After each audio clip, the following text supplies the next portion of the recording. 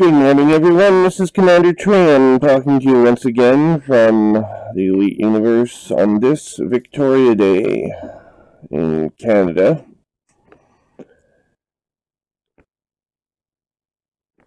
It is the 21st of May, 3304.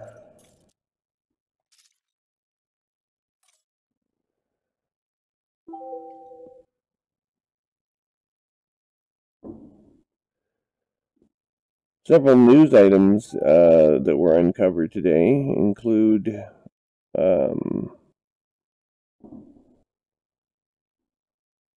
references in canon research about organic growths on planetary surfaces. Likely see more about that once atmospheres start getting introduced as flyable entities for planets. Cultivating organic planetary environments, of course, is going to be one of the objectives that has to be covered in introducing atmospheres to planet surfaces. So trees and forests and plants and perhaps animals as well have to all be considered.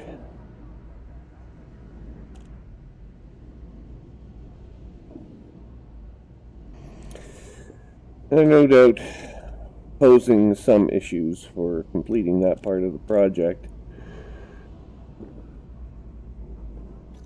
We're at Bogdanov, city in the Katuri system, where at last we checked there was an outbreak. We're just going to double check its status now to make sure the outbreak is still on, and if it is, and it is, we will have to choose a new location. Also, amongst our further objectives are acquiring components for needed upgrades.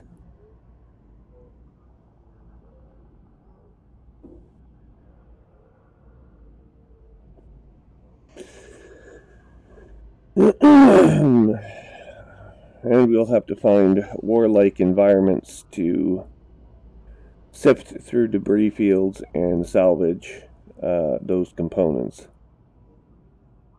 For that, we might need a battleship. We're approaching the level of income needed to acquire an Anaconda class space frame. We'll be looking at that today as well. We also have in front of us another objective. In the next several days, we'll have to finish off collecting sufficient merit points to reach level 3 to purchase prismatic shield technology from our faction, Aisling Duval.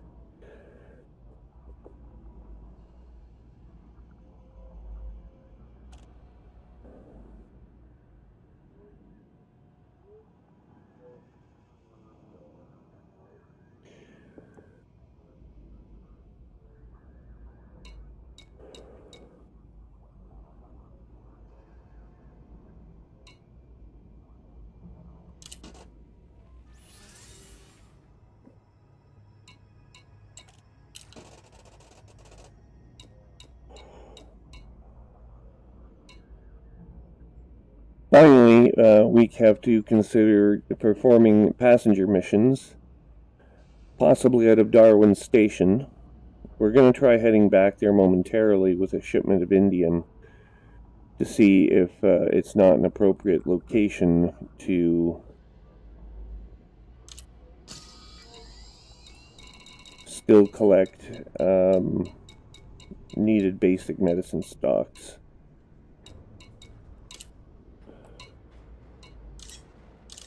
If not, another world will be selected.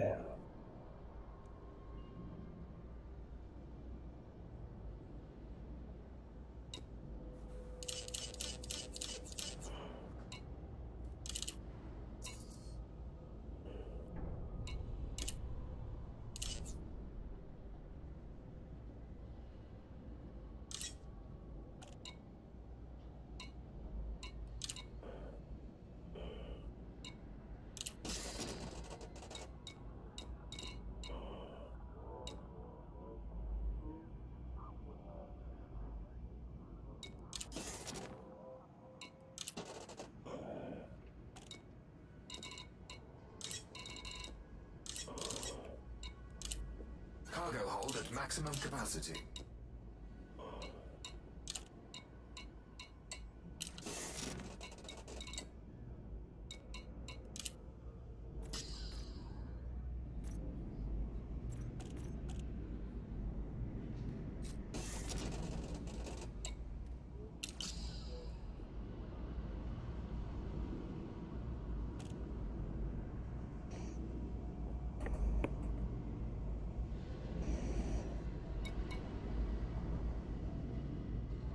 And with that, we're ready for liftoff.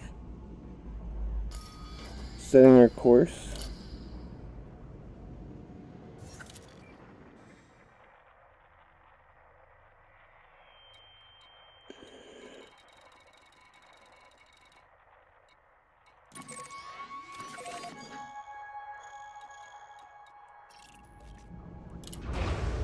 Course set. Launching track.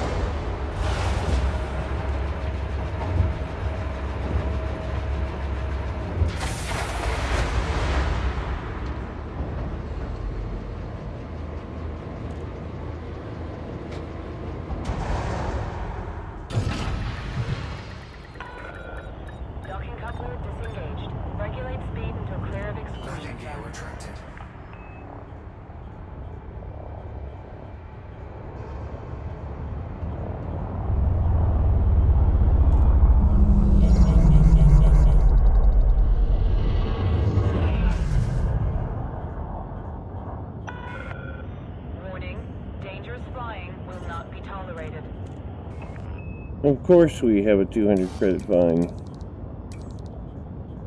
Why would we not? Clear up the fine when we return.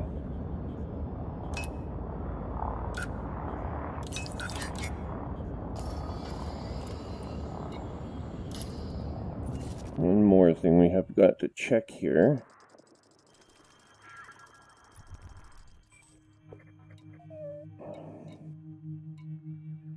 We're looking for selenium deposits. I don't see anything there that would be of much interest.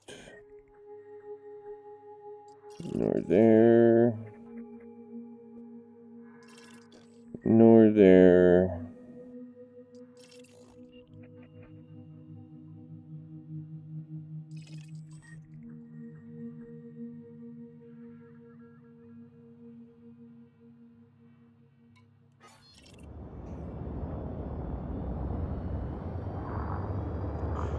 There is a raw trader port nearby.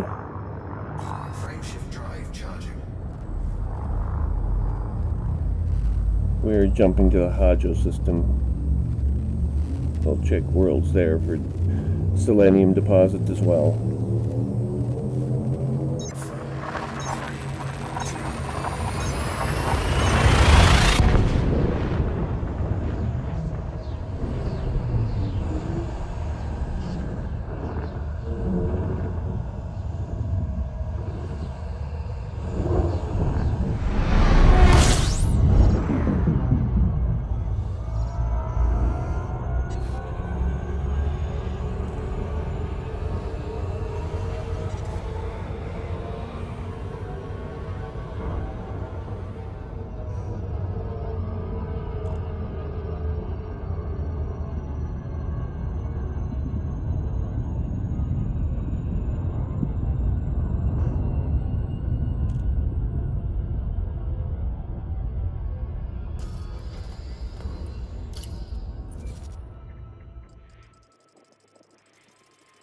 It does not appear any worlds exist here that would be of sufficient interest.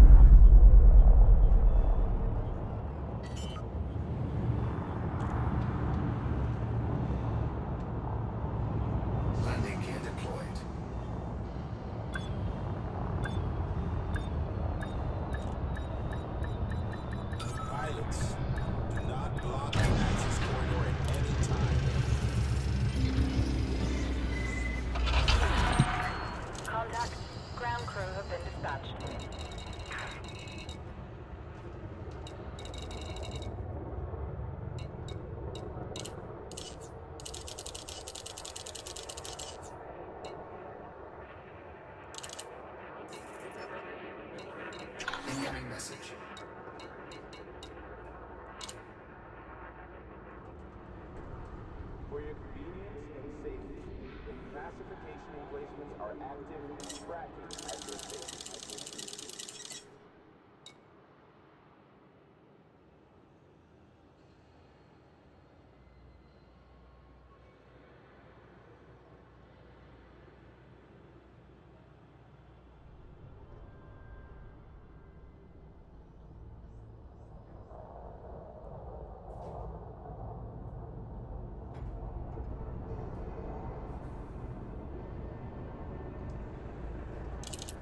Cargo hold at maximum capacity. This station operates under a docking reservation policy.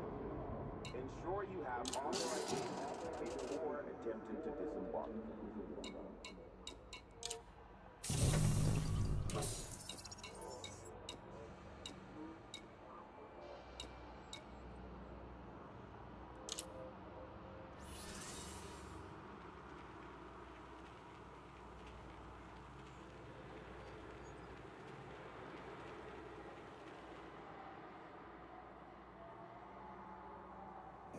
Loitering is a crime punishable by death.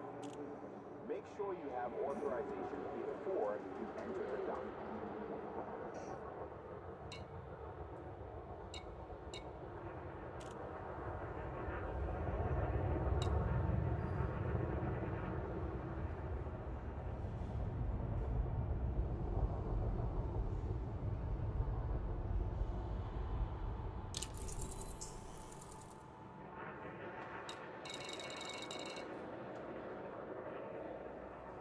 Blocking bay access is fine.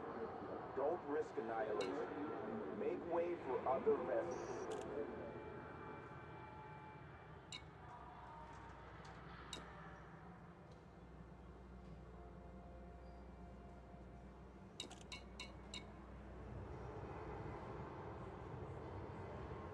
Looks like this is the right place to go.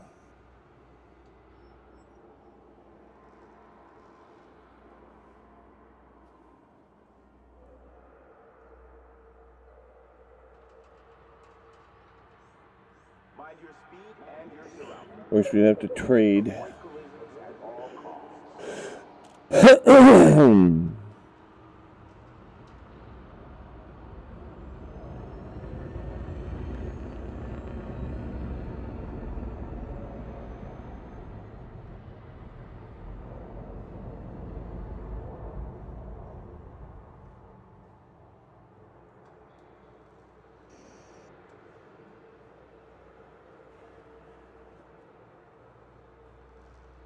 For your convenience and safety, classification emplacements are active and tracking at this station.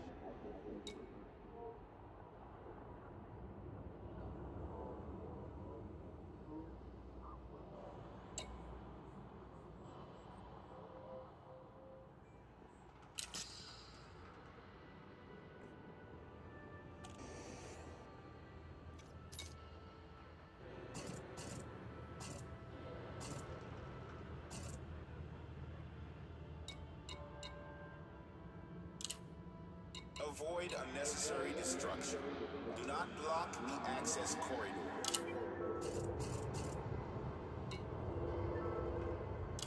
Call unsuccessful.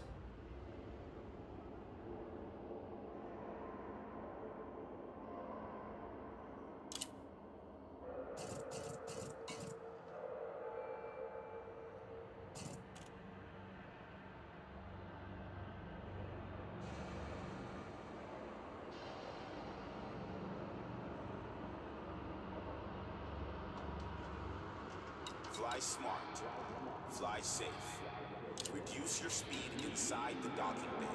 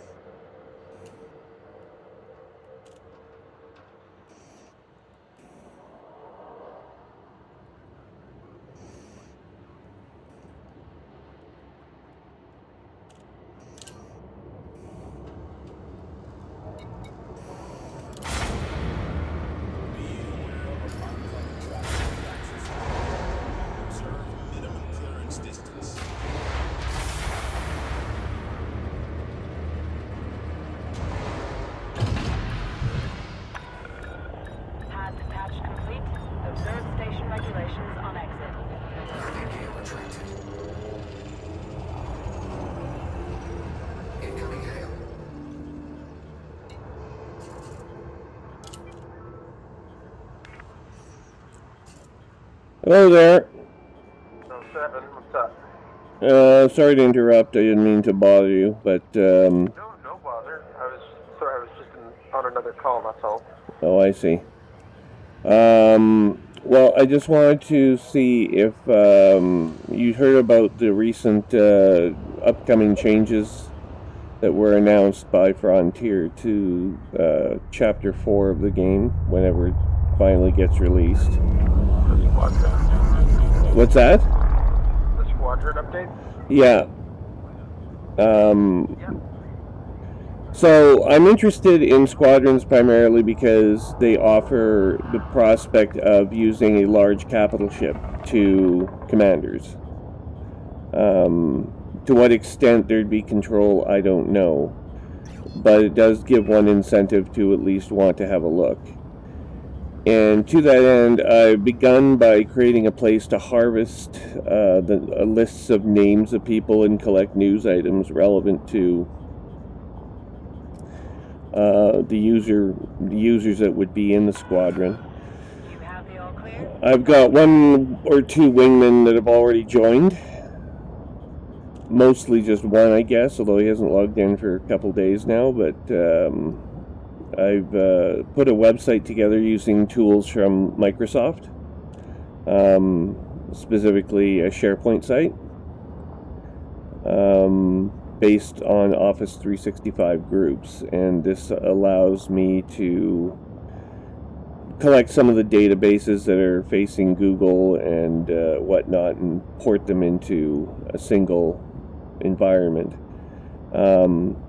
This would be kind of similar. I don't know if you've ever been on Frontier's forums, where they, like, if you're part of Power Play, you probably haven't seen this because you're not part of Power Play, but there are forums that are devoted to each of the Power Play representatives. And someone always ends up running, I'm not sure if it's a Frontier person or whatever, but someone is running each forum for each Power Play personality and helping organize campaigns and content related to the individual Power Play leadership. One of the tools that gets used on occasion by some of the groups is Trello, which is a task management tool that helps basically organize the group's activities into a single coherent strategy. So when a world is selected for expansion, you get all the commanders, knowing which world has to be targeted and, what they're all supposed to be doing. It's purely voluntary, etc. My facility also offers, links to Obsidian Ant and a few other places. You get weekly updates on various news items from Sagittarius Eye and some of the other popular sources. I just wondered if that would be something that would be of interest to you in pursuit of and preparation for squadron inclusion later on in the year. I'm actually already part of a wing, and we are going to be creating our own squadron. Oh, okay. But if you do get that squadron off the ground, and you want to reach out to us to ally with us and everything, you're more than welcome to do that. We're called the Outer Rim Outcasts Coalition. Okay. And we're part of the Border Coalition. Are you on INRA or Inara? Yeah, we're on Inara. Yeah, I haven't joined Inara yet. That's the other thing. So I don't really have, in order to organize this properly, I'm going to have to reach out to more areas than I have right now. It's just by word of mouth. Yep. So I'm gonna have to become a little bit more public and a little bit more devoted to this than I have been up to this point. But I am very interested in the fleet carrier technology, and specifically what kinds of things an officer of the group and the group leader in particular, what those people will have access to do. I don't think the group leader will be able to unilaterally set a course or have, management control of the fleet carrier. Might be able to manage some of the weapons and handle the craft in battle, but that could probably be handed off to an officer as well, I would expect, if the leader isn't available. And then, of course... So, like, I'm chief petty officer in my wing, and I'm bordering on warrant officer, and then shortly after that I'll be, well, I guess chief warrant officer and then lieutenant. Yeah. So I'll be getting command of, we have flights within our wings because we have over 200 members. So Yeah, you're going to have to... You've also got a bit of a problem then, because the squadrons will have limits that approach that same level, right? So you could split off into 2 different groups, and there's been a bit of controversy. We have a lot of inactive members that we're talking about culling from the herd. Oh, okay. So you'll be looking for more active members, in other words, as the date draws nearer.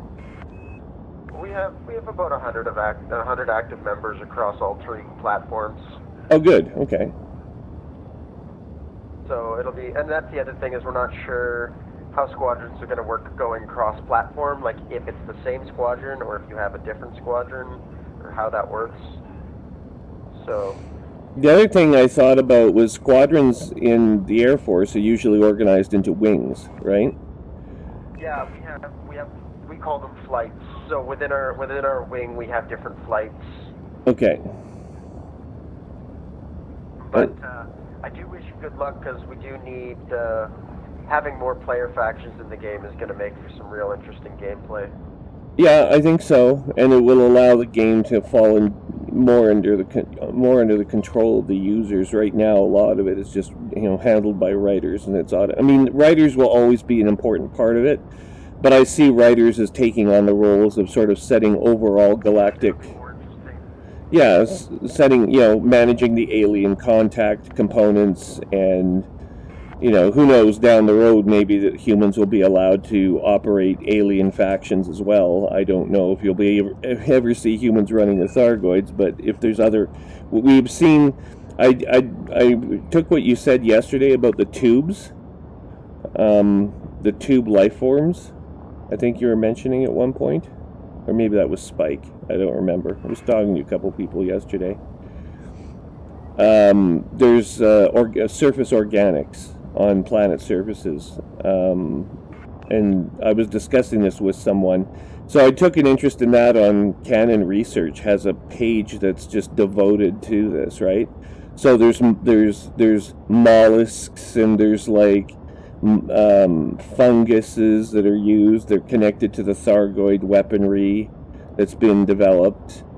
The anti-Thargoid, the anti-Xeno weaponry.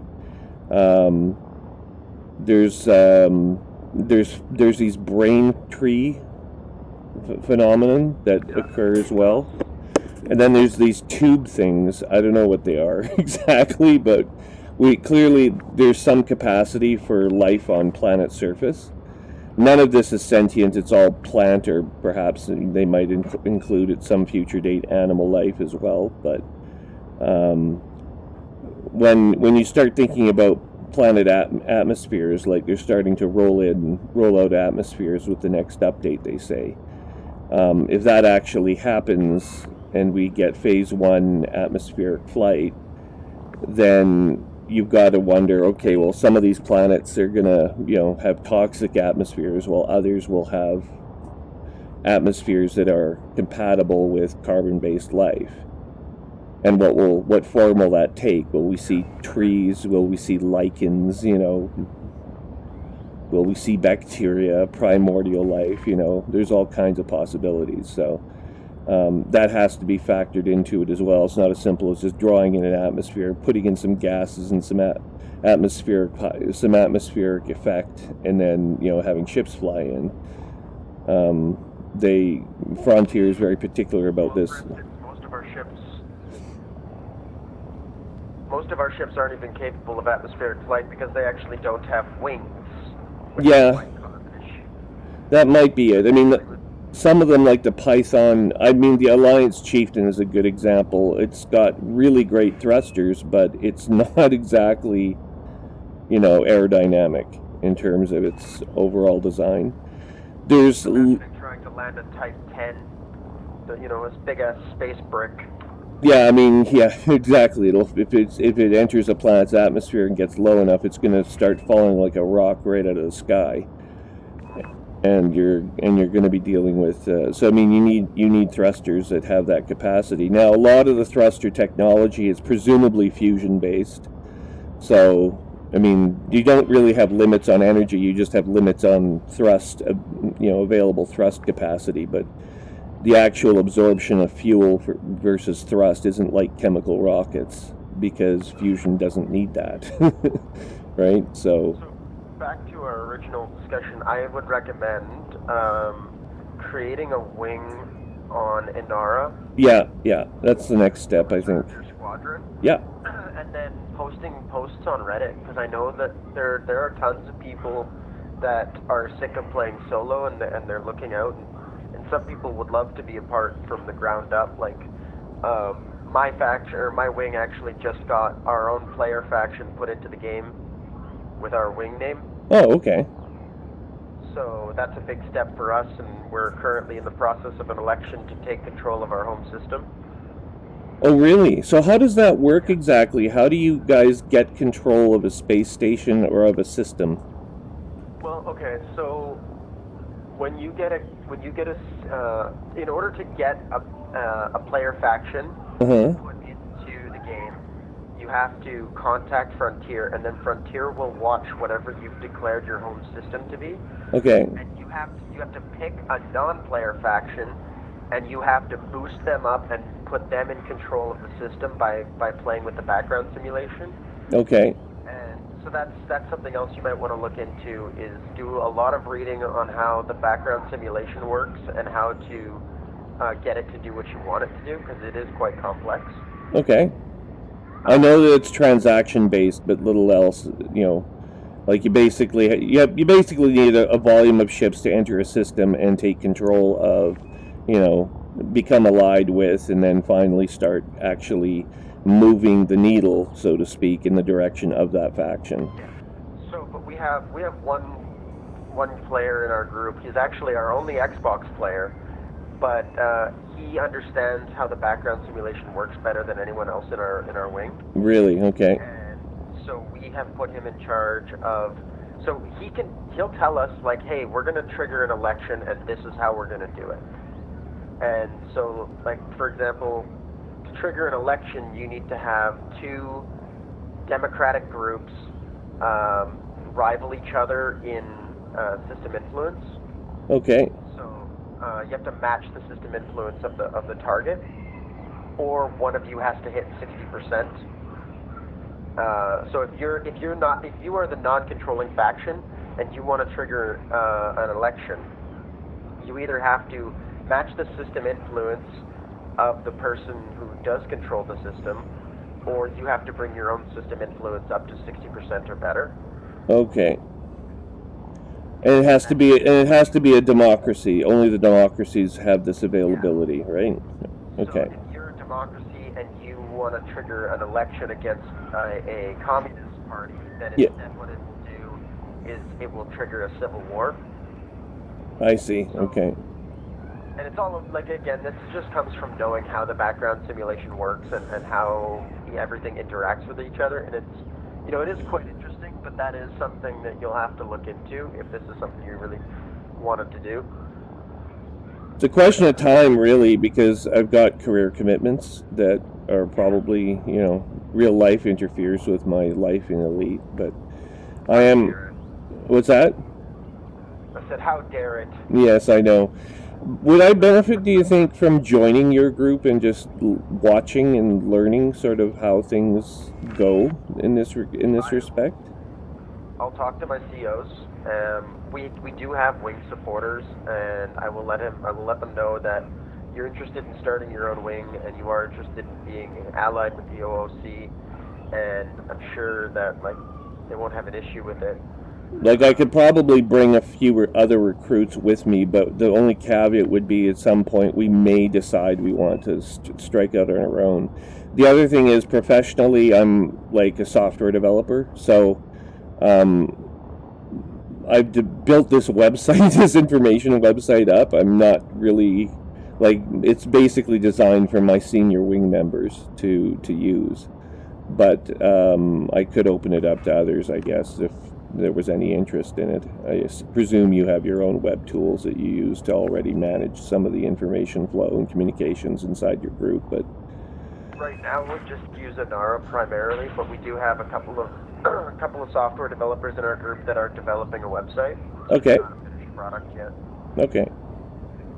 Well, anyway, mine is a finished product because I'm using tools that come from a vendor, but and I'm a Microsoft expert, so that's my area of specialty. I've actually worked for Microsoft Corporation twice in my career, so before going into private consulting. So I could actually, I could certainly use third-party products, but this is why things are the way they are with me right now, is because I just understand Microsoft that well. I could literally throw together a website in the span of a couple of weeks, as I've done, and have it filled with information, which is its only real purpose, is just to basically keep track of the primary wing members, to advise each other what we're doing. Because we log on sometimes at very different times of the day. We're not always on at the same time. Often we are, but sometimes we're not. And also just because sometimes there's interesting information, articles like about these brain trees, for example, or perhaps there's a backstory element that might be interesting, such as, you know, some development with the Thargoids. Canon Research, for example, recently I did a story about Canon Research uncovering the path of the Thargoids through the Milky Way galaxy, and speculated on some of the conclusions that would entail, i.e. the Andromeda galaxy possibly being a source and so forth. I think I spoke to you about that yesterday. But No, not me. not you? It must have been Spike again. Sorry. But anyway, So, do you have a Discord name that I can add you as a friend? yeah, it's Commander Trium. I don't know my number, though. I think it's 84 something. There's two Commanders Trium, because I registered it. I have two accounts. Like, I can control my own domain for company purposes, and one of them, I use one of them primarily for use with Discord. But if you go Commander Trium, you'll see two entries, and it's the one that begins with 8 is the right one. Is it the actual word, or is it CMDR? CMDR. Is it CMDR? Yeah, space Trium. TRIUM.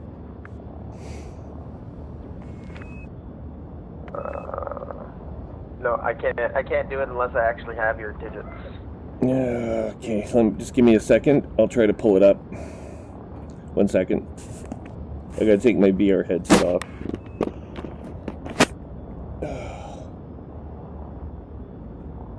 Ooh, it's daylight out.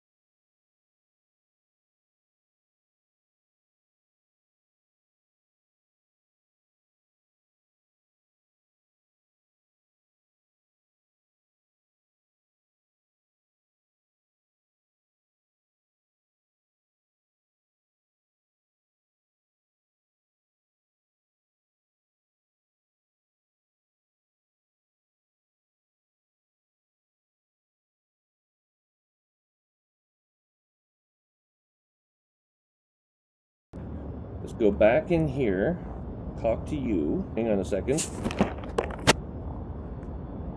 I'll just do this. Send you the text chat. Okay, there you are. Now, if I go in here.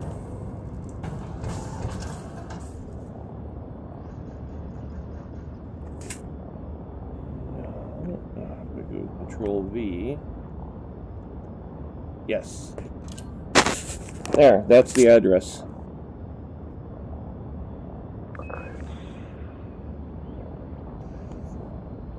Now I have to put my weapons away because for some reason they came out when I used my mouse.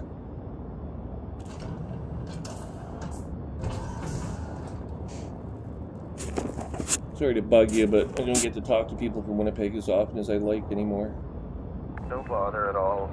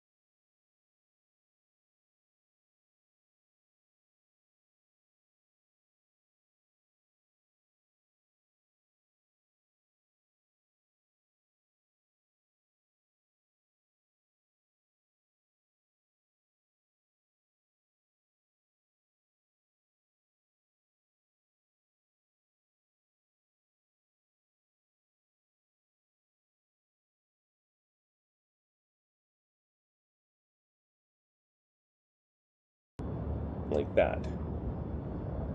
Oh, I see.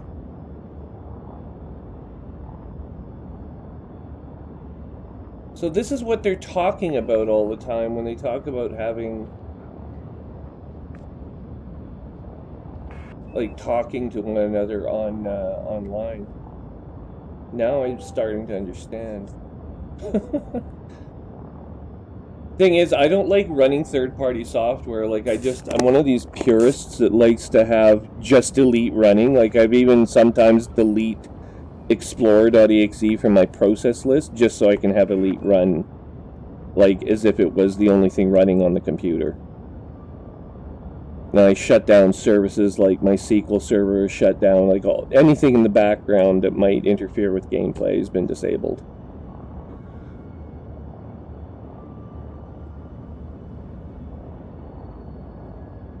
But communications in Elite have sometimes been flaky too, so when that happens, all you have is Discord for voice comms, so at least now I understand how... That's primarily what we use. Yeah. No, I can see this now. This is a little bit nicer than... It doesn't... The only thing is, it doesn't come up in VR. There's like things like that they come up in the console, and the console's on your screen, but you can't see your screen because your head is in a helmet. So you won't necessarily see text chat or anything like that. You have to be voice to really participate meaningfully, which I don't know how. So I just spoke with my immediate CEO. Yep. And he said that he doesn't see a problem with it, but now I'm sending a message to... I got permission from him to send a message to High Command about it. Okay.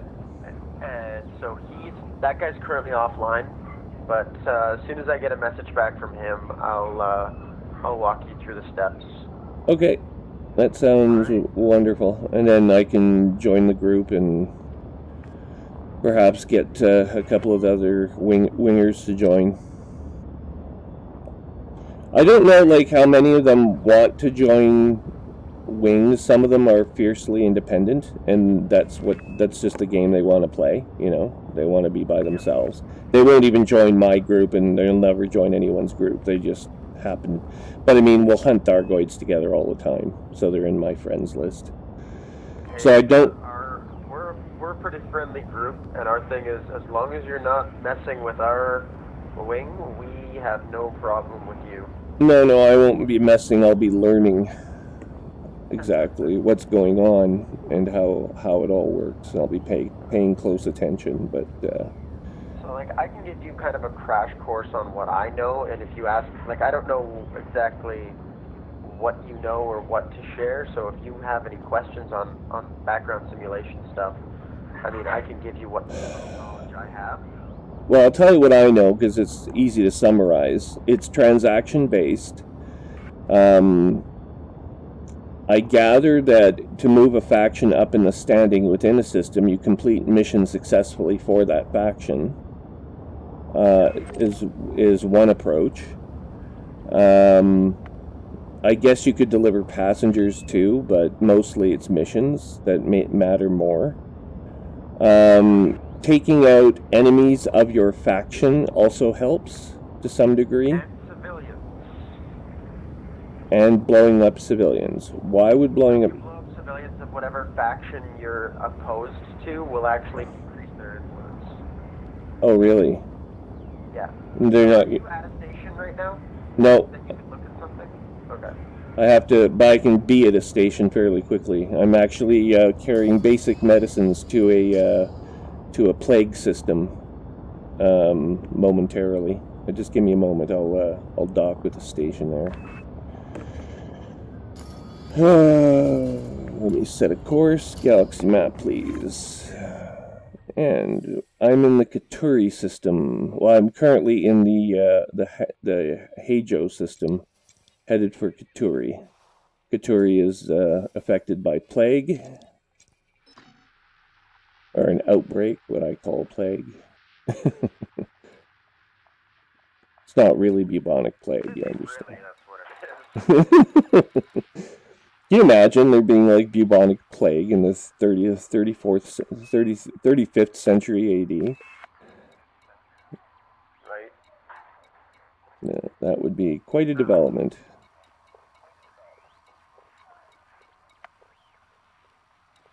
Oh, who's your internet with, just out of curiosity? Is it with Bell MTS? Yes, with Bell MTS. Okay.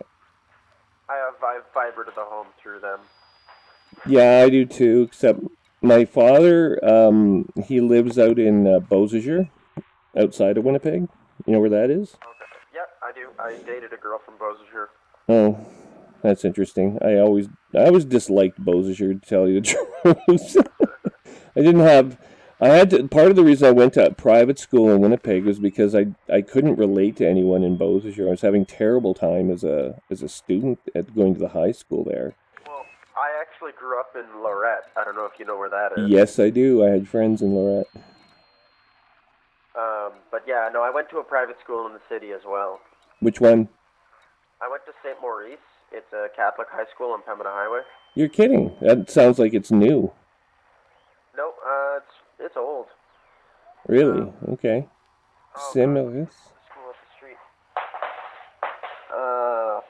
Like Pembina Highway is my neighborhood, right? So I lived in Wildwood Park. Yeah. So do you know where the Visions and the Wendy's used to be on Pembina? The Visions and the Wendy's. No. Side, I don't know, about a click and a half north of Bishop Grandin. Oh no, that would be way too far south. That'd be outside my neighborhood. That's further south on Pembina. But that's where the Perkins used to be, right? Yes. That was like years ago. This, does Scandal still exist there? Like all this has probably changed now. No. Yeah, no. So I used to work. It's like, here's a perspective for you. Did you ever go to Stardust, the nightclub? No, unless it was called Scandals at some point. Like, you and I are separated by about 15 years in age. Oh yeah, no, we're separated by closer to 20. 20, yeah, almost. 47. Right. So I worked at a nightclub in the city called Cowboys, and before that it was Pharaoh's, and then before that it was, I think, Stardust, and it's just off of 59. Oh, yes. Okay, that's the Hospitality Corporation's northern outpost, and along north, not Salter, but what the hell name is that street? Sorry, it's been a long time. 59. Is it in the north or the south? No, it's like South Lash. Central Lash. It's a little bit south of Regent. Oh, okay, this is in St. Vital then. Yeah, Windsor Park. Yeah, St. Vital, Windsor Park, exactly. Yeah. Okay, now I know what you're talking about, yes. My girlfriend used to go to Stardust all the time. My ex-girlfriend, I'm not, obviously. Obviously, we're not dating anymore. I dated her for 6 years, and I moved to Ottawa, so that was that. It didn't matter that we weren't going to get married. Never does. No, I wasn't going to get married to her. There were a few things about her that just said that was... I come from a divorced family, so I was just like, no, this is not going to work over the long term. It worked for 6 years, but a lifetime's a lot longer than 6 years. Yes, that is true.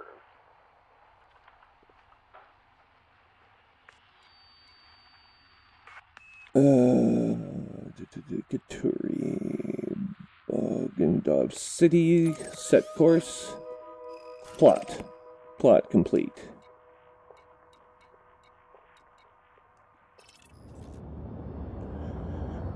Okay.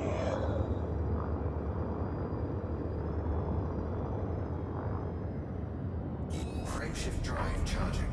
Yeah, it was hard moving to Ottawa, leaving like everyone I knew behind. Or it seemed like I was. I did the same thing when I moved to Calgary. Yeah.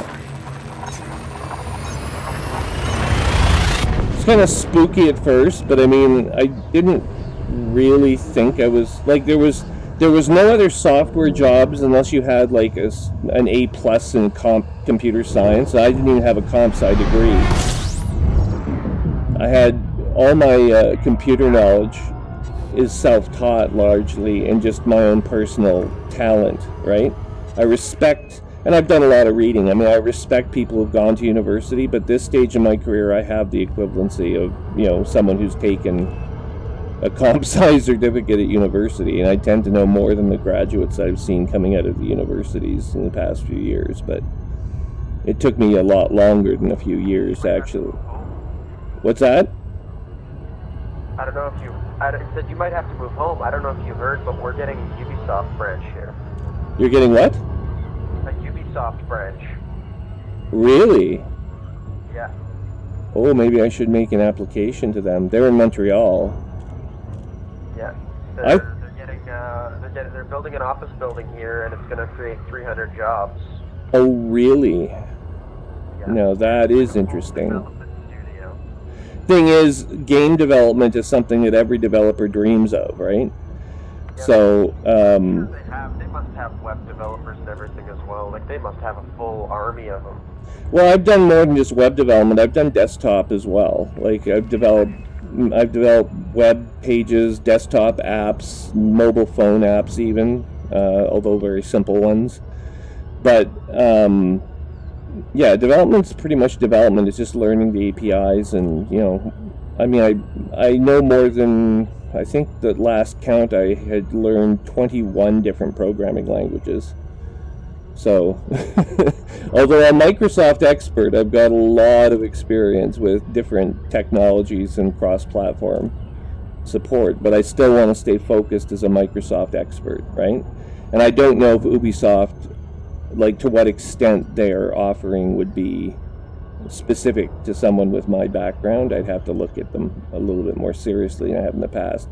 But the other thing is, they tend to like to hire younger people that have got the comp sci degree, who have... Yeah, because it looks better on paper. Well, that, I mean, they don't really ask your age anymore, because they really don't care, but until you get to the interview, right? And although I interview extremely well, I've been told, it's always difficult to you know, be in your 40s and trying to get someone to think, you know, gee, this person has a lot of experience that could be useful, unless it's for a senior position. I've led teams of developers. I've been a senior technical architect. I've done, you know, I've worn a lot of different hats in my day. So I've been there, done that pretty much to the nth degree. So I probably could do something at Ubisoft, but whether or not it would be a fit in terms of culture, which is one concern. Some say it's the main one.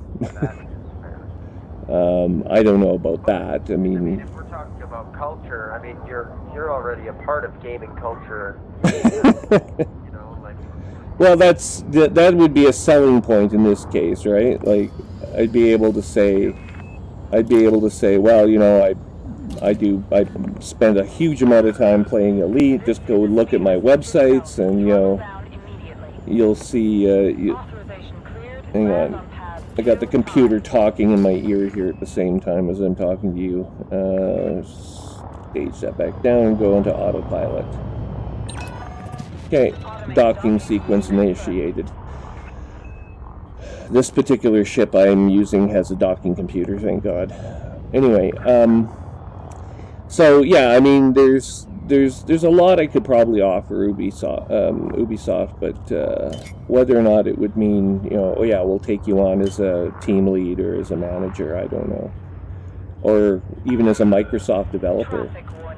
You want a mix with a lot of software projects. You want a mix of junior, intermediate, and senior level people, because you give them different jobs to do, but you also want to grow the team. A lot of different software organizations I've worked for have made the mistake of putting the most senior people on the most mundane projects, just because it lessens the risk associated with the project being done properly. And while that is definitely a plus, if you don't grow your talent inside the company, you will eventually run out of, I mean, people retire, they leave, you know. Eventually you're going to have only junior people who have never done anything left, and I've seen that happen before too. There's companies here in Ottawa that have made that mistake.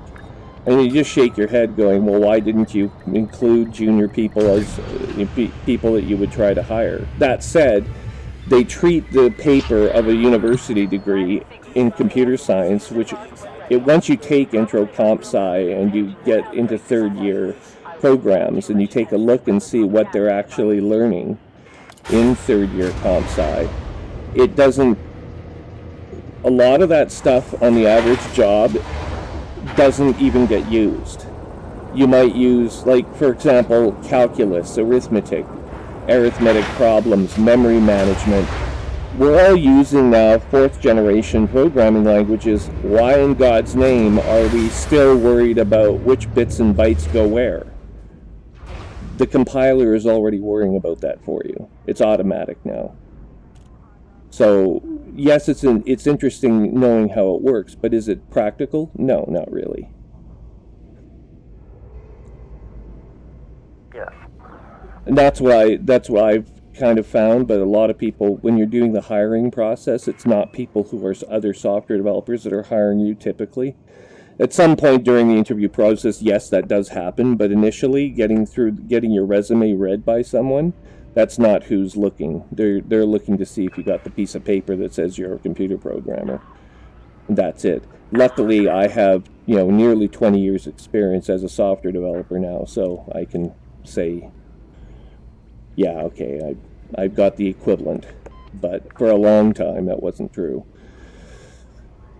It made things difficult at certain points in the past.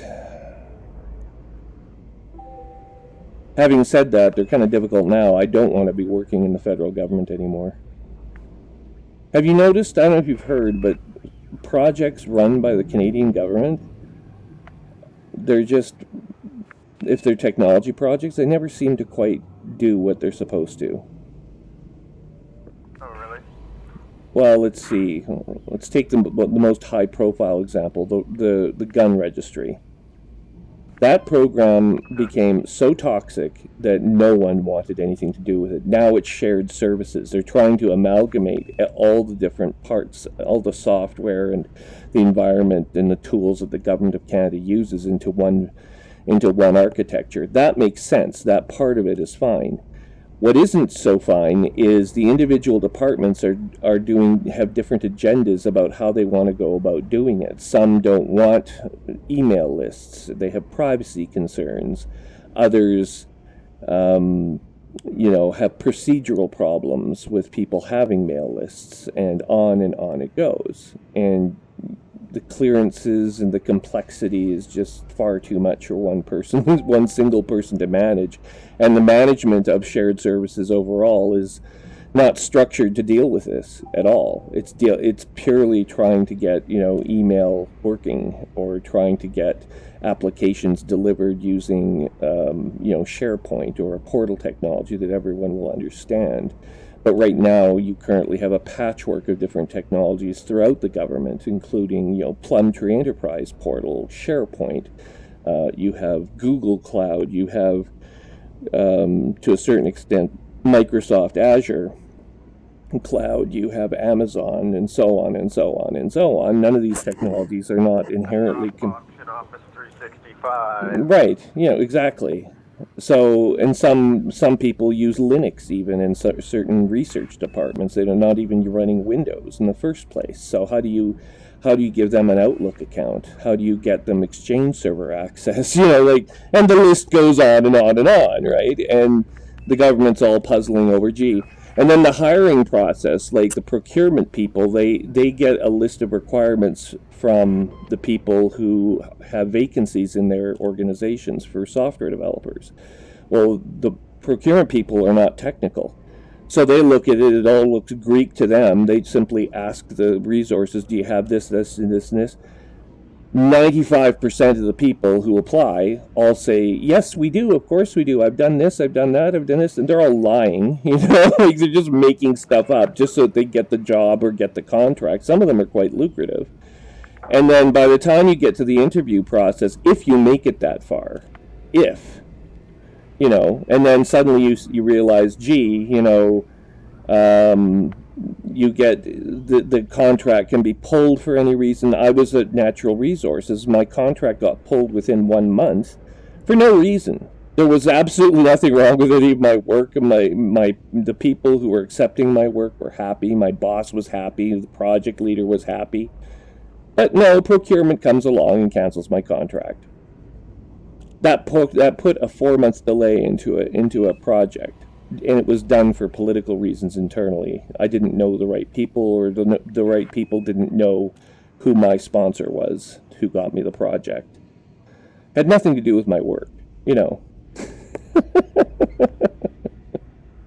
I love government. So this is the government, right? And they wonder what's wrong with this. And I've just grown jaded and cynical and really quite sick and tired of it. I'll take a contract now, but I'm really looking for full-time work.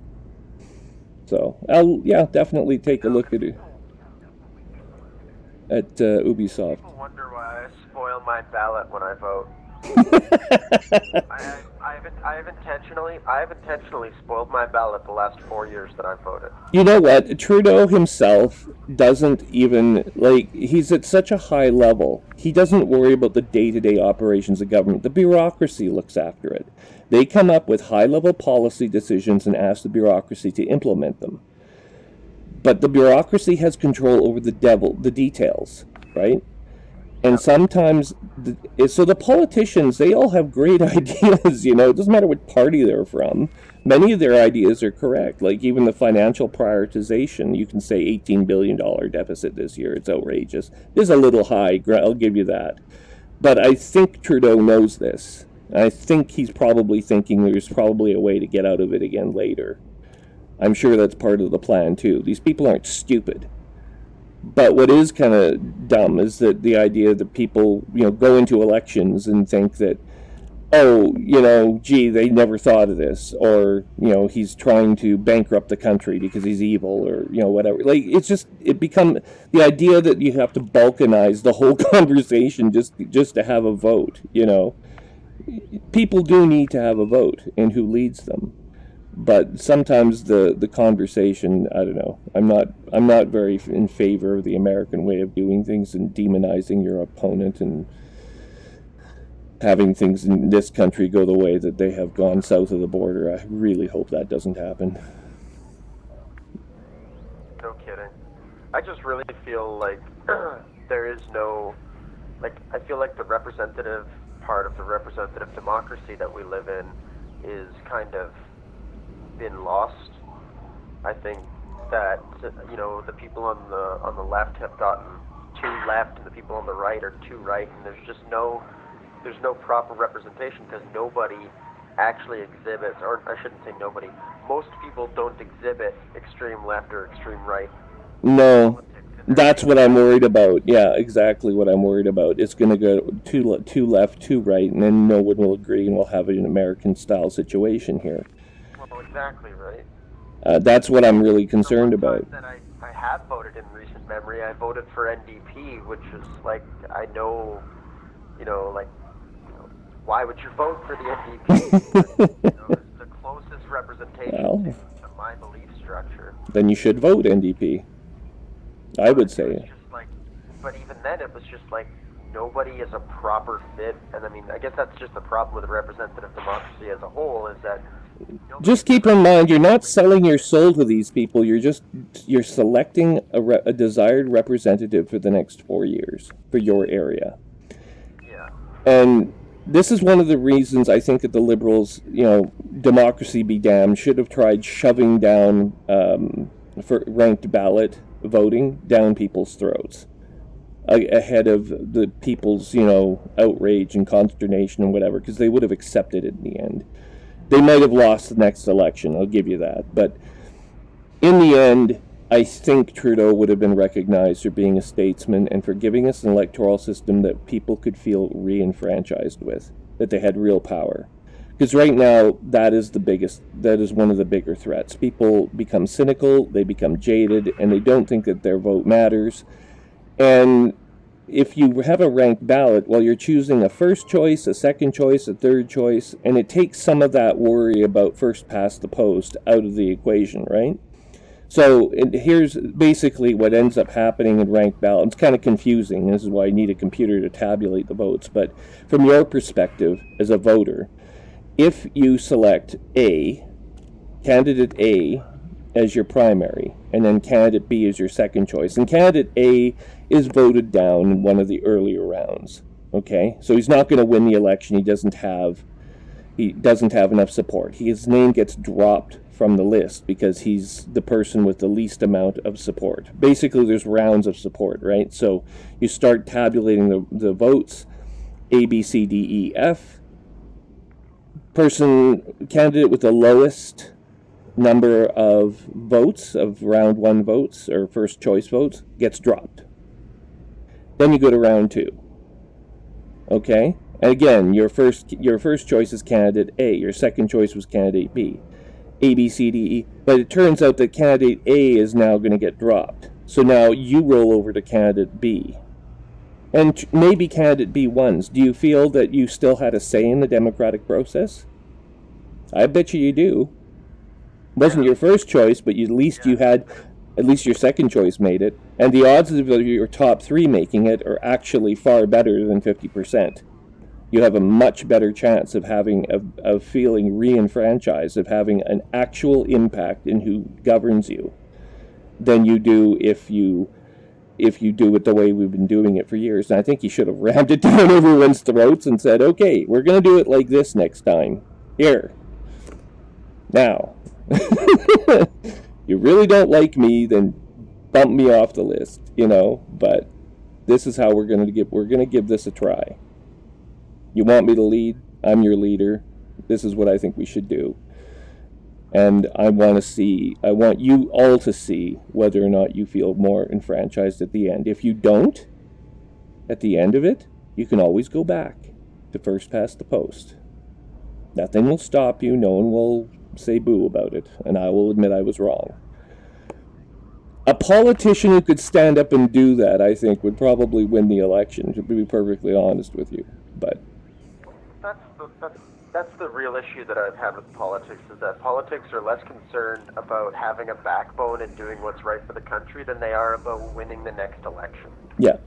Well, but you're responsible. Being prime minister is a very complicated job. You're responsible to your party. You're responsible to the people. First, it's the people, yes, but you're also you share responsibility to the party, to your financial backers, which are limited in number, granted, but they're still there.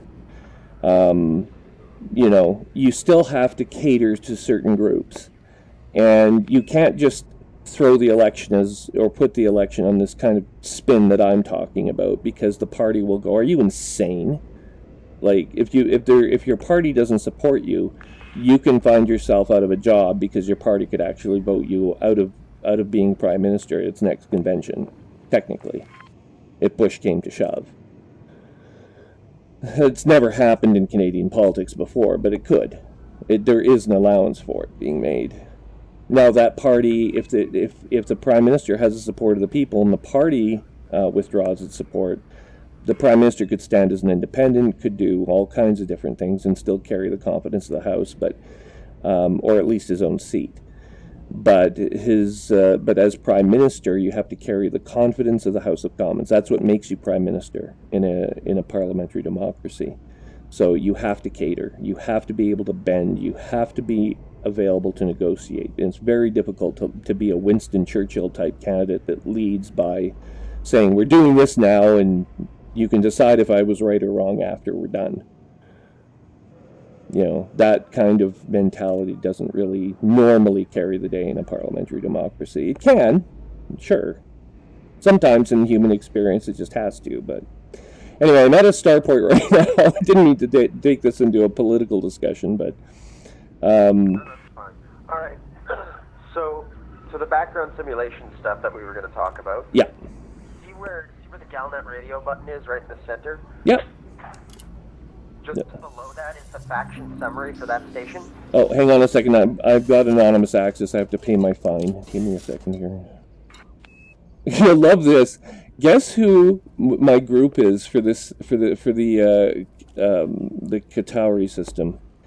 It's none other than Section 31 is the controlling faction. Section 31. A secretive authoritarian regime.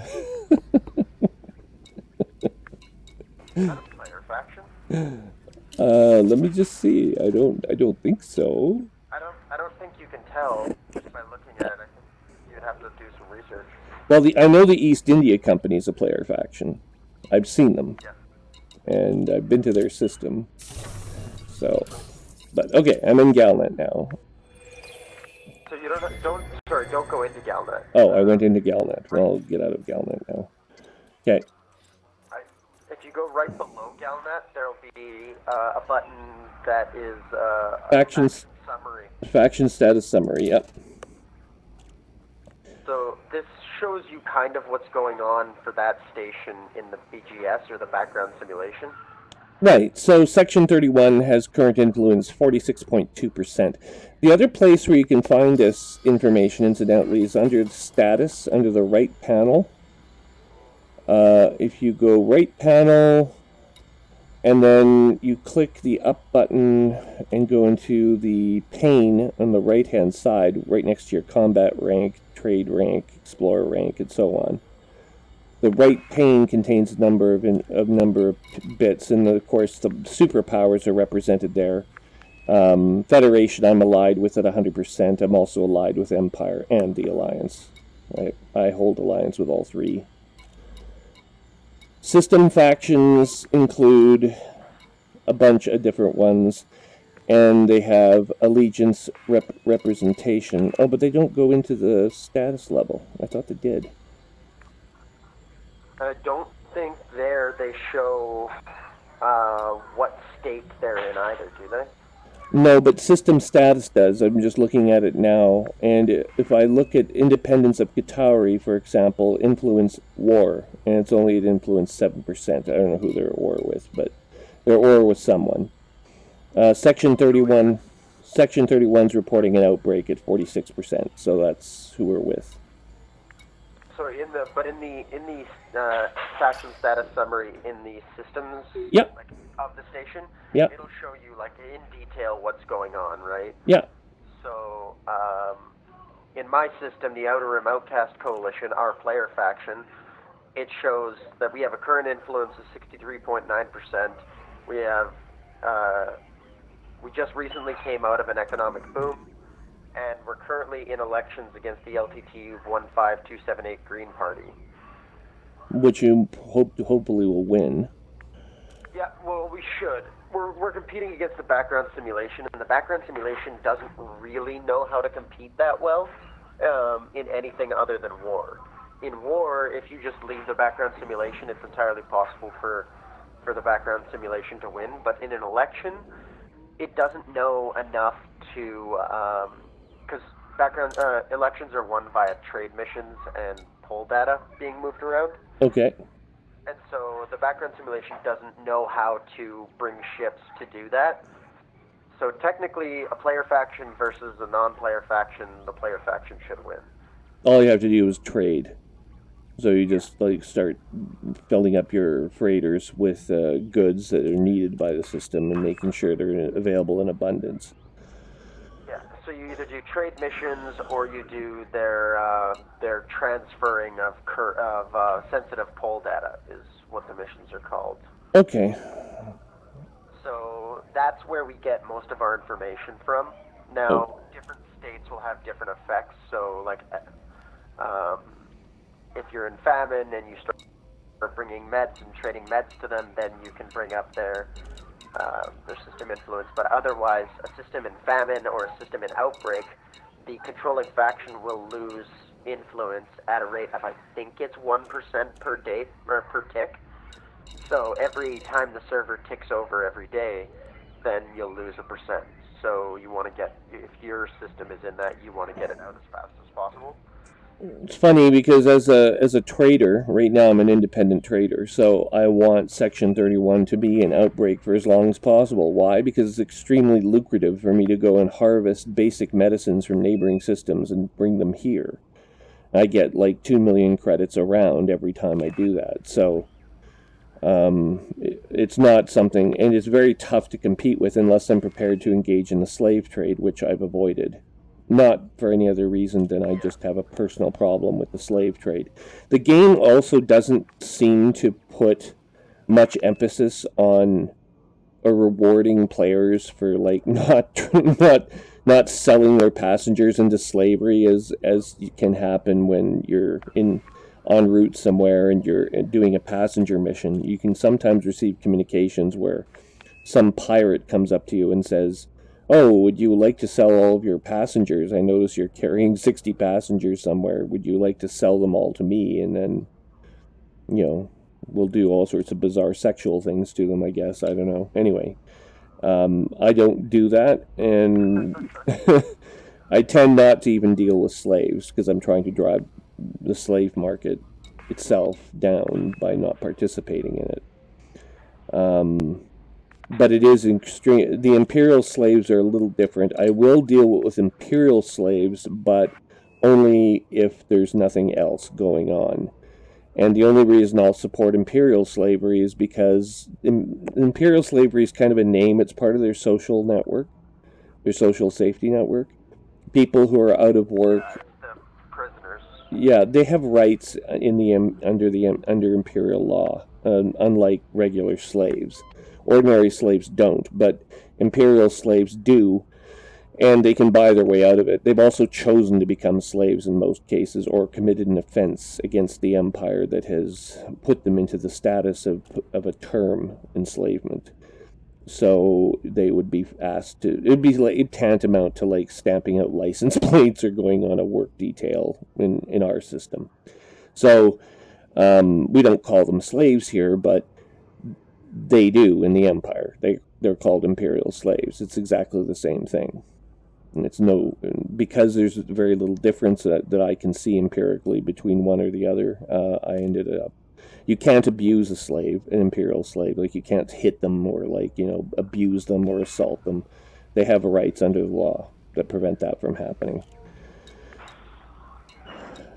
And technically, I think they're still considered citizens of the empire. So anyway, I will deal with the sale of imperial slaves, which means that they're encased in cryolite and just put in a cargo bay. It's not fun, but moving them from place to place is expensive enough that, combined with their life support requirements, they can actually be quite heavy.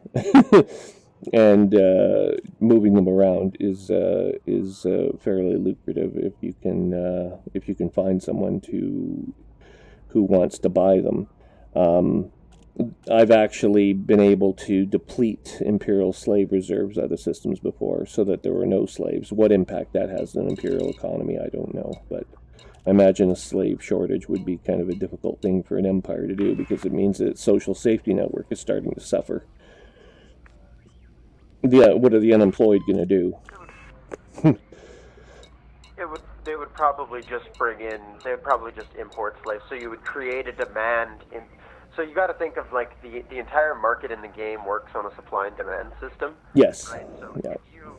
if you've exported all their reserves, then you would just create a demand for slaves within that. So then all of a sudden they would start, like, the mission boards would be like source and return, X amount of units of imperial slaves kind of I thing. see, okay. So that's how the background simulation works in that regard. Okay. Anything else you want to tell me about it? Whoa, I have a... What? Hey?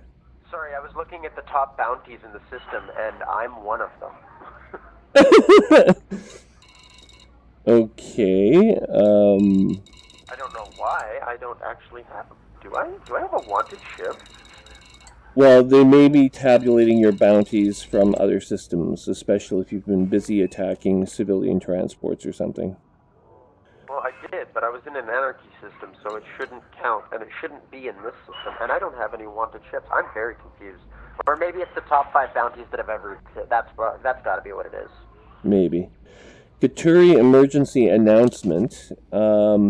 Stay vigilant, stay safe. It was announced today by local media organizations that skirmishes with the independence of Qatari forces have resulted in full-blown war raging across the system. They added, for now, it looks like major civilian areas aren't being targeted, and so on. So that's you've got a system that's in war, right, you said? Well, one of the 4% faction, one of the minor factions, is engaged in a war with someone. But it looks like Who they're in war with, go ahead. So, if you want to know who they're at war with, if you look in the faction status summary, and you find the system that you, or the party that you do know is at war, it'll tell you who they're at war with. Let's see here. Independence of Qatari currently at war with the Mopanyani Gold Central Corps in Qatari.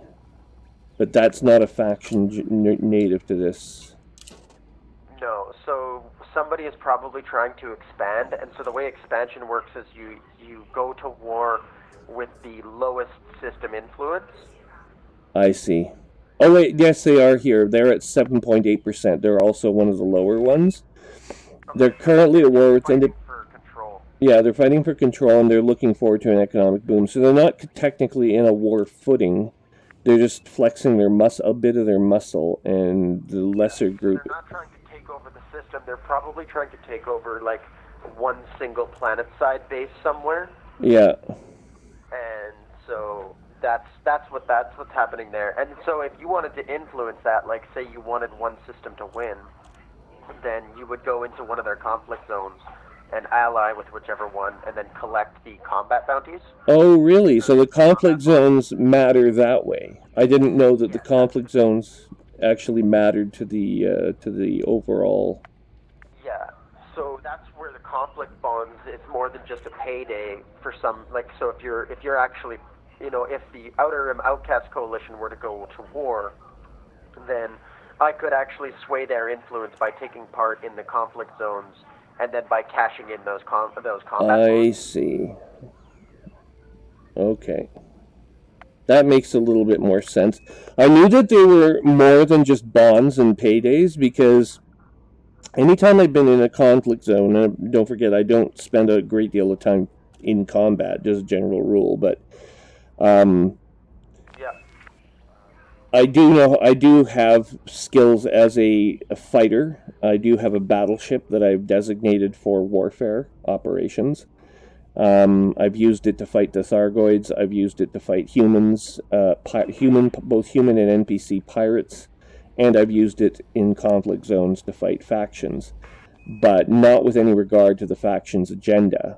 Mostly just to get the bonds necessary for other purposes, such as getting an engineer listed or something like that. So this fills in a big blank as to the purpose of the conflict zones and what they were for. And so then that kind of so that's what that is. Like the background simulation, every event typically has a payout with regards to it. Okay. There's so much. Like, the background simulation is ridiculously complicated, and I've only recently started to kind of understand it. It sounds like it's really necessary to understand this stuff, and it's good that it's documented somewhere, presumably. I'll try harvesting what I can, putting it up on my own little area, where I harvest and post information. Maybe, do you have a Microsoft account? Like an Outlook account? I do, but it's a work one, so I don't share it. You don't have a personal one for personal editions of Office 365 or Office 365 Home? No. Can you register a private account with Microsoft accounts? Like just some other account that you have? It would be just an ordinary email. Like your ordinary home email address would be a suitable substitute for this. In which case, you'd be able to log into this site. It's just a login system, same as Trello or any of the other tools that get used sometimes by other... Like I'm in the Power Play game, and I do know the Power Play rules.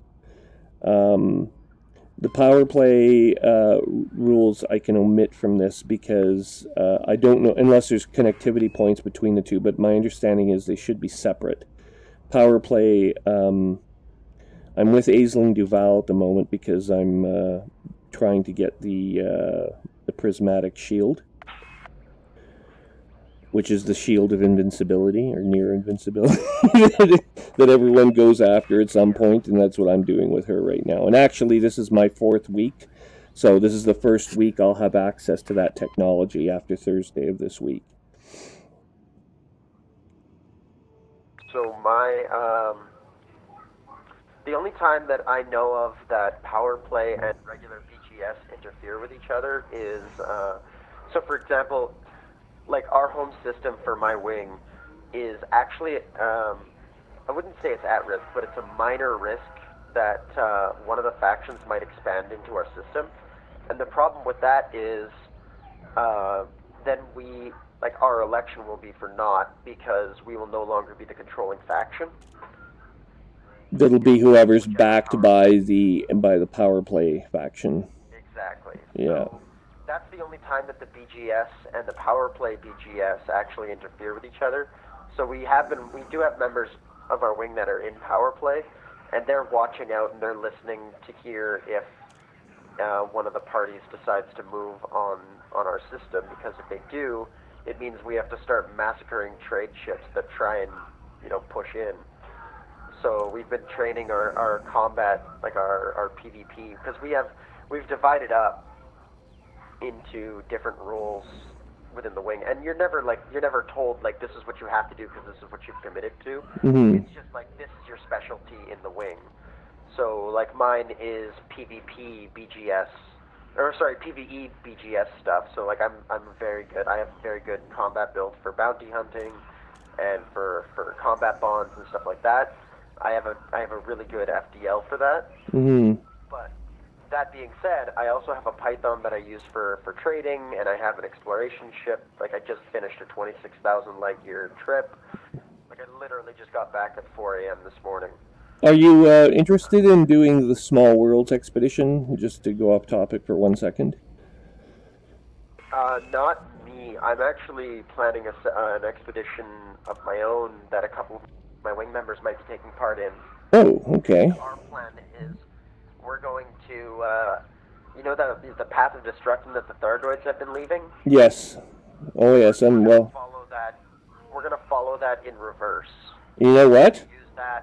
We're going to follow that in reverse. That's something that would be very interesting to me. I'm very interested in this, because that could lead to Raxla, and I'm very interested in being part of the group that discovers Raxla. So that's kind of what we were thinking. Yeah. We might find a warp gate, or we might find, something along those lines, or even an FO. We might find an FOB, something that would allow us to, take the fight back to the Thargoids. Yeah, you're probably Raxla. My understanding of it. People talk about this interdimensional business. The basis of it, from what I understand, seems to be observations of how the Thargoids move in and out of hyperspace, but that's similar, in my opinion, to how the big capital ships from the Federation and the Empire also enter and exit hyperspace, right? The big cloud that appears, there's lightning and some special effects. So, it's not interdimensional. I think it's probably an intergalactic jump gate. That's what I'm thinking as well. And I think the target galaxy you'll find will be, if you are fortunate enough to find Raxla, I think you'll find out that the intergalactic jump gate leads you to the Andromeda galaxy. I think. Not that you'll know, because all you'll do is pass through it, and you won't be able to get a star fix on anything. And identifying what galaxy that you're in is going to be quite a challenge, actually, because you won't have any clue, none whatsoever. You'll just find a bunch of stars that have no human presence at all, and it's not the same galaxy. The one you left. Hopefully, you can come back. It'd be kind of suck if you needed like a security code or something to or some other device to get back through the gate again to return home. But anyway, discovering Raxla, regardless of any of that, is of vital importance. I agree. Yeah, taking the fight to the Thargoids is absolutely key. It's the only way, in my view, that over the long term that the war will be stopped, and it's something the Guardians never were able to do. I don't believe. There's no evidence that they ever had. Like, there's a very clear path of, you know, this is the direction they came from, so it only seems logical to follow that in reverse. And I'm sure I'm not the first person to think of this. No, there have been people going out to the Formidine Rift trying to establish, like, there are derelict ships in the Formidine Rift. You'll probably encounter them. If not, they'll be close by when you go out there and start encountering and getting close to the rim of the galaxy. As you approach the rim, there will be there were ships that were launched in the 3300s. I'm not sure how familiar with the game lore you are, but in the 3300s, at some point, ships were launched by the Federation, the Empire, and the Alliance into this Formidine Rift, and triggers were set on each of the ships to cause the missions to fail at critical junctures once they'd finished their primary objectives. That's why they're derelict now. Similar to the I've come across one of them where you had to scan the data points and you get the tragic story about the guy writing letters to his son. Yeah, well, there's generation ships locally here in the core systems, but there's these other ships that are further out. They're in the Formidine Rift. Formidine Rift is a gap between the Perseus and Sagittarius arms and the outer rim of the galaxy, headed towards the rim away from Earth. So when you go and if you look on your galactic map, and you look, basically, if you reorient the map to look from Earth out towards the rim of the galaxy, to the right side and downward just a little bit, you'll see two galaxies. One actually has a satellite galaxy. That's Andromeda. It's Andromeda Galaxy with Messier 101, its satellite galaxy, at one location, and the other one is Triangulum. Andromeda is about 1.2 million light years away, I think, and I'm pretty sure Triangulum is between 3.5 and 6 million light years away. Like, these are pretty big distances. I'm guessing, and kind of, what's that? Or if by convention, it would be like, yeah, it would be thousands of jumps to get, and there's no gravity. Like, the best estimate says that there's like a cloud of debris outside the Milky Way galaxy, just like there is outside of our solar system. We have the Kuiper Belt, the Oort cloud, that type of stuff.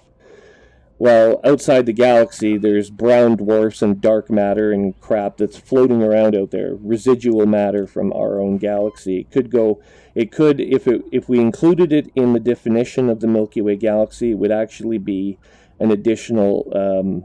Right now, the Milky Way galaxy is 100,000 light years across. They estimate it would be somewhere between 300,000 and 600,000 light years across, including this satellite cloud that exists outside the galaxy, if we included it. So there's quite a bit of debris out there, but even beyond that, there's just nothing. It's void, intergalactic void, nothing. I mean, you're encountering a hydrogen atom would be the most interesting thing you'll find for many, many light years in your transit across the intergalactic void. And it would go on for a very long time. I'm not sure, like, after years and years of jumping in-game, whether or not you'd actually reach, the end of your journey and actually find yourself in Andromeda, assuming you could even pull it off, because you do need gravity wells for hyperdrive jumps to work. The longest jump ever conducted by human technology was the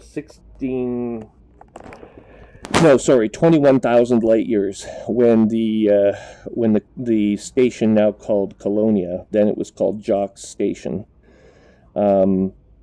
He put together a bunch of hyperdrive and a whole amalgam of other technology with the intention of jumping out to Beagle Point at the other side of the galaxy and having a starbase located there. He ended up, something went wrong during the jump, and it ended up at Colonia. And then they had to make a decision. Well, he could either try jumping back or just leave the station where it was and form a colony where they ended up. And they decided the latter because it was too risky. But to date, that is the longest jump that anyone's ever heard of anyone ever going. And 21,000 light years is a pittance of distance when we're talking about how far you'd have to go to reach Andromeda. So this Raxla,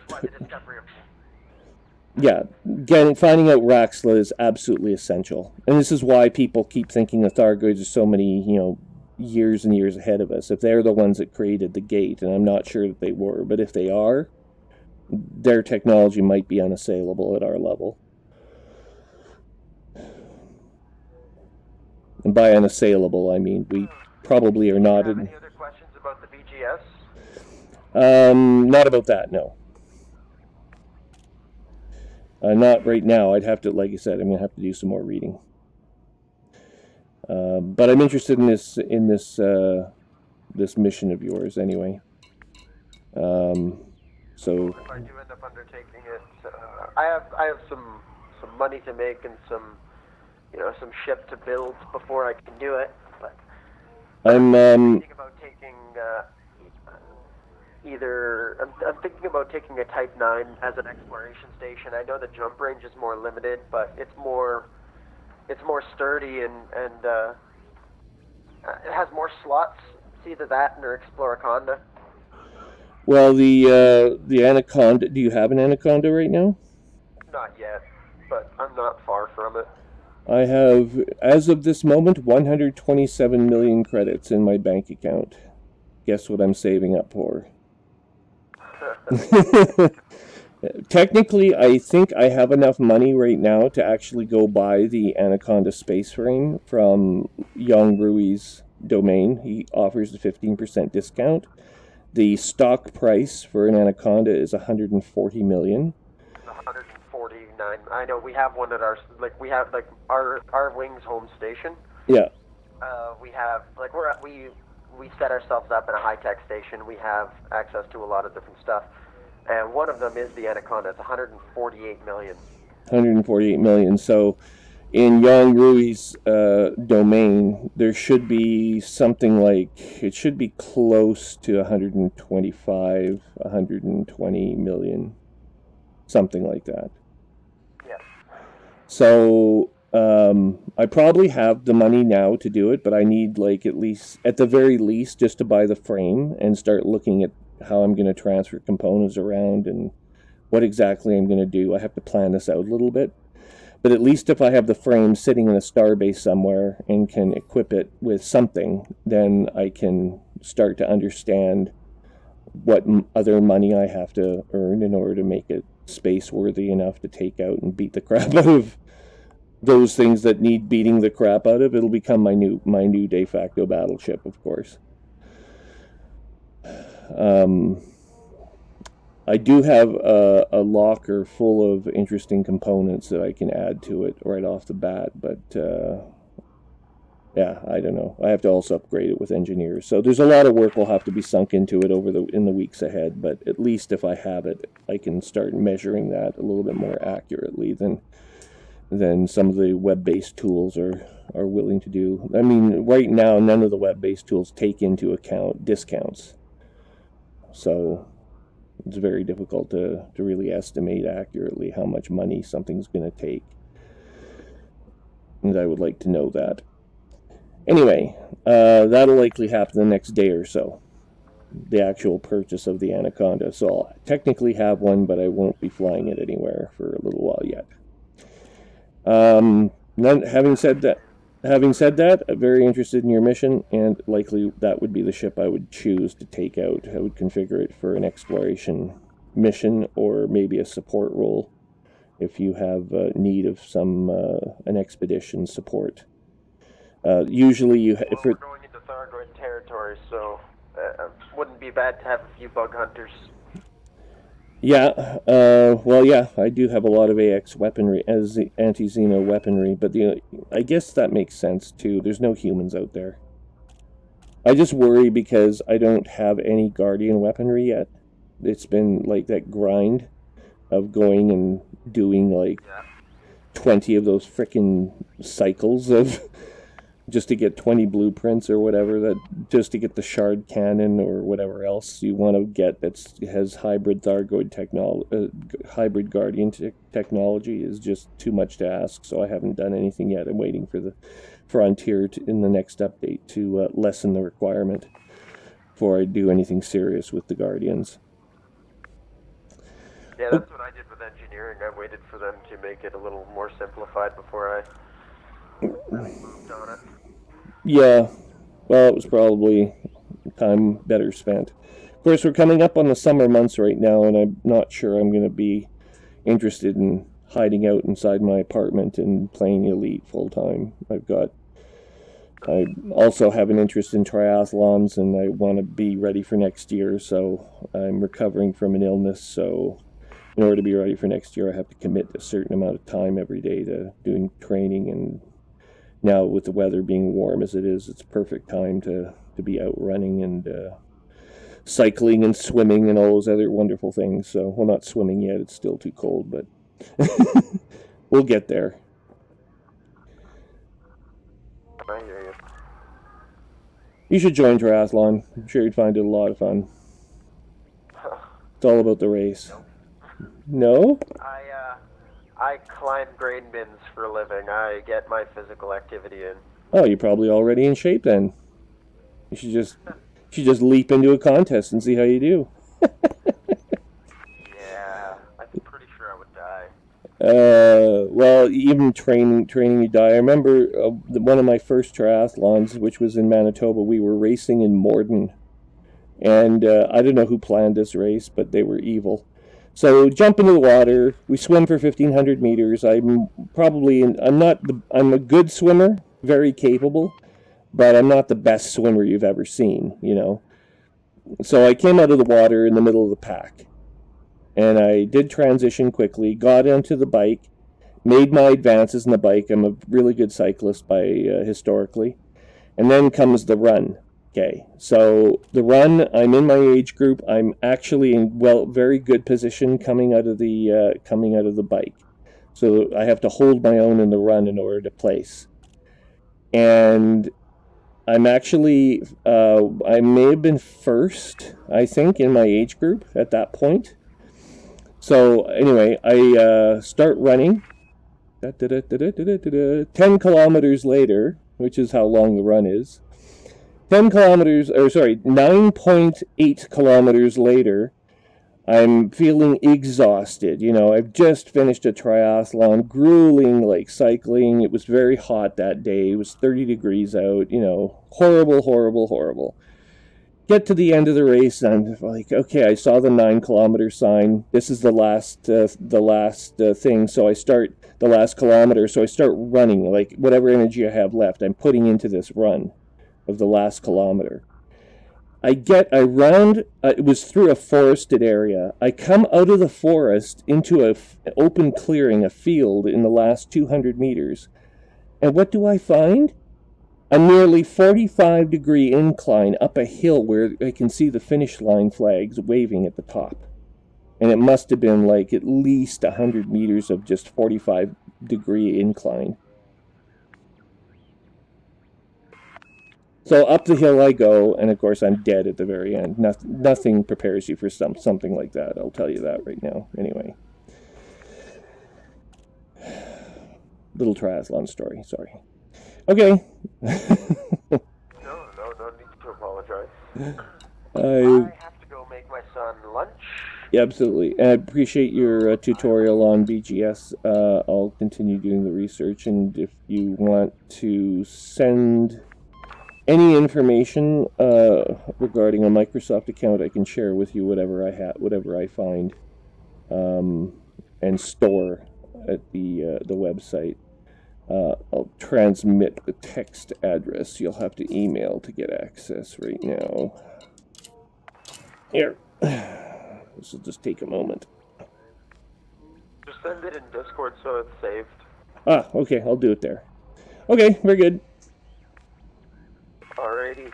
That's it then. Thank you once again for your time today. Really appreciate it. No problem at all. Good luck to you out there, and hopefully we'll see you in the wing. I'll be in touch with you again soon, I'm sure. Sounds good. Take care. You as well. Bye for now.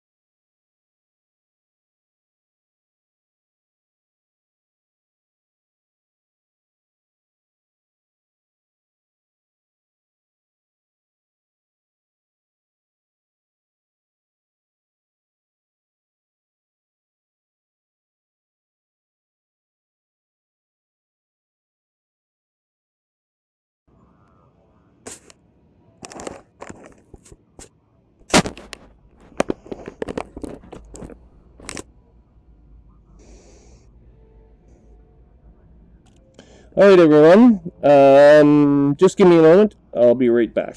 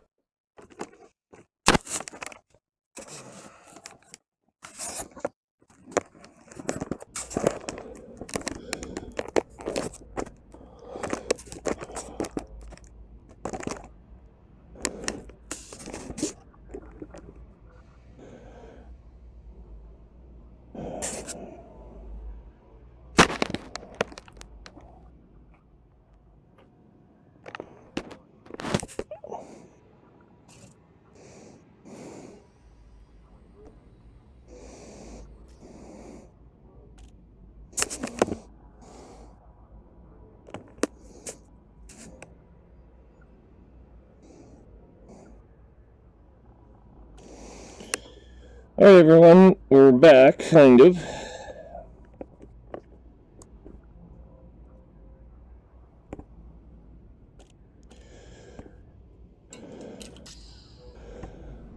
That was informative.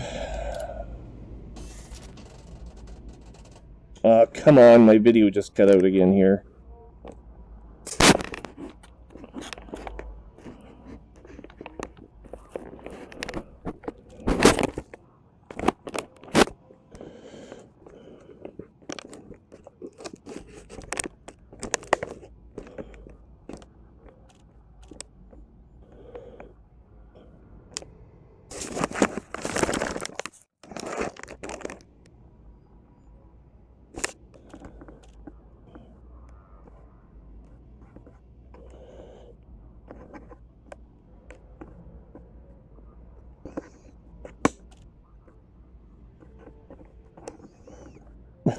Great.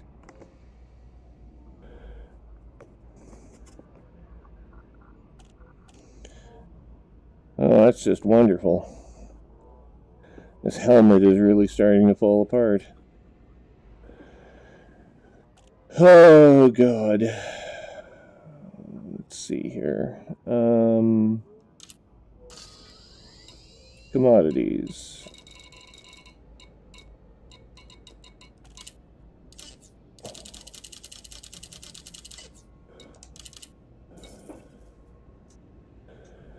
Okay. And now, before we purchase anything else, we're just going to have a quick peek. Almost have 130 million.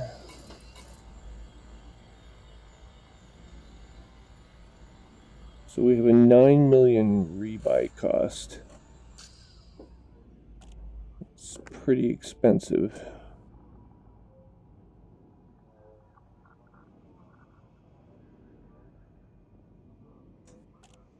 1 second.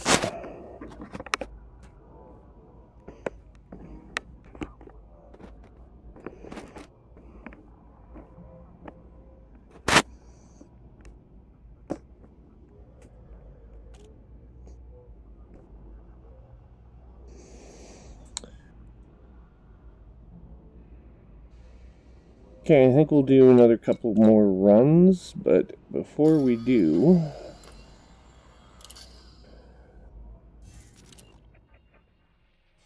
let's go to power play view. I want to have a look and see young Rui's territory.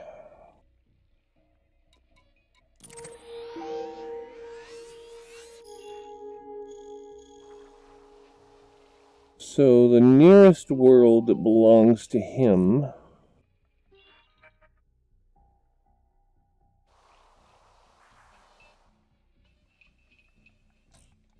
is this one, 78 light years. That's not too bad.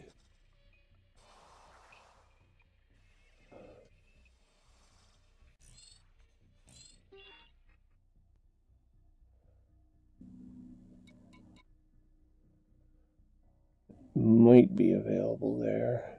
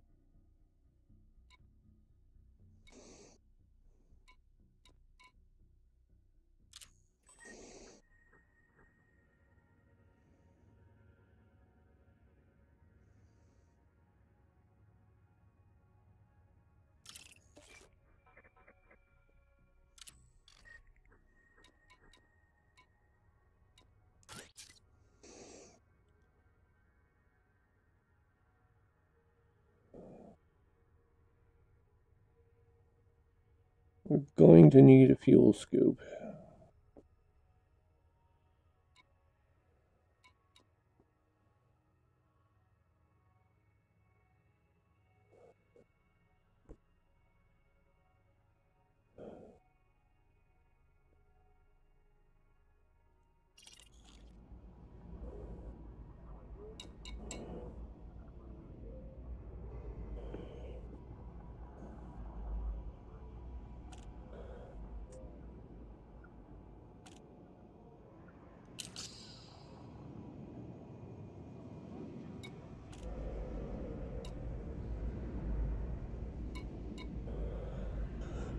Okay.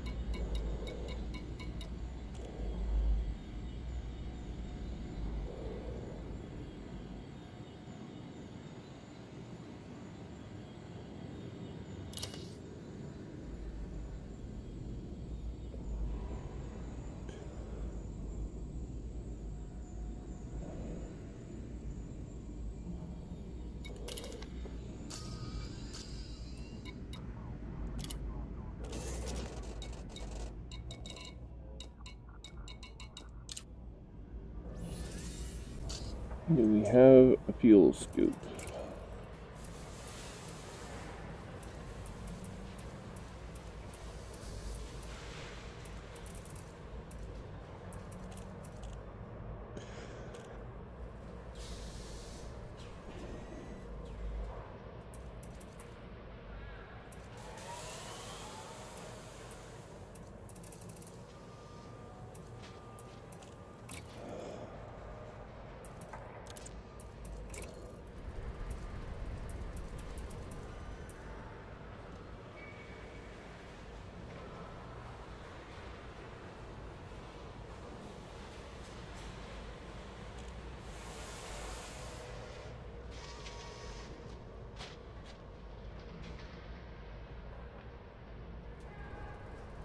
We can certainly go there quickly and check.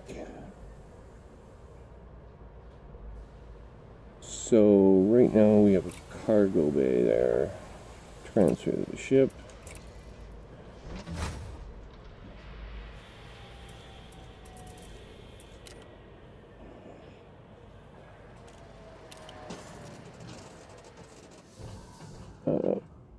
Just one moment.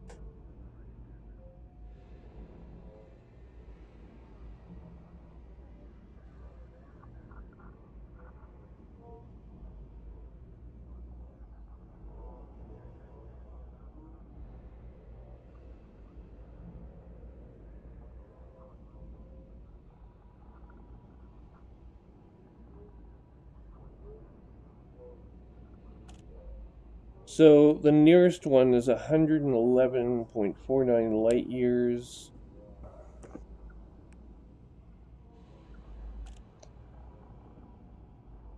Where the hell is that? Give me this.